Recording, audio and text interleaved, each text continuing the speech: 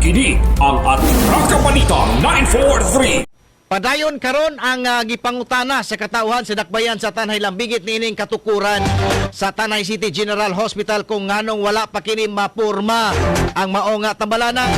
Ang Tanay City General Hospital gipayginon kini groundbreaking seremony sa nakalabay pipila ka mga katuigan apan wala pa kini sugde o bisa na nahuman lang ang pipila ka mga andana o edipisyo.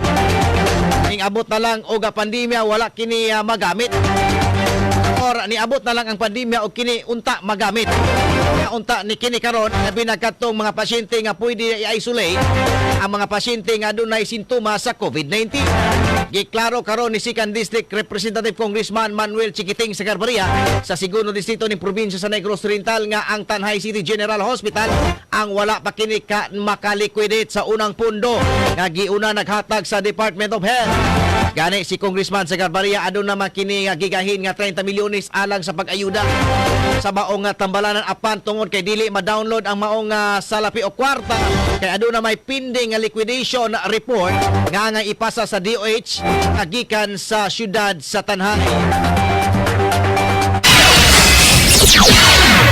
Kahulat pala kita mga papilas gikan sa City of Tanay to para ilang i-liquidate ilang mga previous kaning advances gihatag sa DOH dili mo na ang di ba bagong balaod ron ba og napa kay kwarta nga wala nimo na liquidate dili ka tagag bagong pundo so kaya i-liquidate sa gulat ang DOH kaya sila may gagabot ning kwarta 30 million man nga ma-liquidated na sa Tanhay ilahang advances usa tagag bagong kwarta till and when i-liquidate na di mabot na kwarta Kapag karon wa pay patasan ni Tanay nga doon hospital. Local funds kasugod naman sila. Nihatag naman sila 20 million. Pero katong 30 million, dili lagi ma-download until fully liquidated itong ilang mga gamay rin na kayo. Repair, 1 million, 1.5 million. Pero wala liquidate.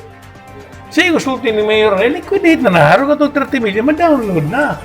Ma-download na sa city sa Tanay, mapadayo na sa inyong hospital. Wa ba mampod? Wala gina. Supposedly. Di na nagkagalis sa liquidate. Wala dyan lagi nila tagay na kung importansya. Ha? Di na ako napapilis na natin. Liquidate na ko na dito. Pero gamay, kulang na gamay rang lihok pa. Gamay push. Harap lihok sila. Harap maliquidate na. Once that is done, then we will solve the problem. Fresh funds are gonna come in. And that's 30 million pesos. Supposedly, every year, muhatag ko ng 30 million. Ako gipara kayo, may klaro. Ha? Oo. Bakit wala siya support sa liquidation po? Adi po na ko Gobyerno mga So, mo dyan yung tinago na procedure, mo dyan i-follow. Pag mo na, mga problema, sila na. Di ba? Nila, mapapilit sila, dili kompleto. But it will come. Ila dyan ang liquidate. Kini ang Atraka Balita 943. Si Second District Representative Congressman Manuel Chiquiting Sagarbaria sa segundo distrito ng probinsya sa Negros Oriental. Eksklusibong nahinabi sa Atraka Balita 943 News Team. Kini ang Atraka Balita 943. Ang matag katauhan adunay katungod mahibalo sa nagkadaiyang isyu manasyonal o lokal. Balita nga importanteng masayran ni Juan de la Cruz.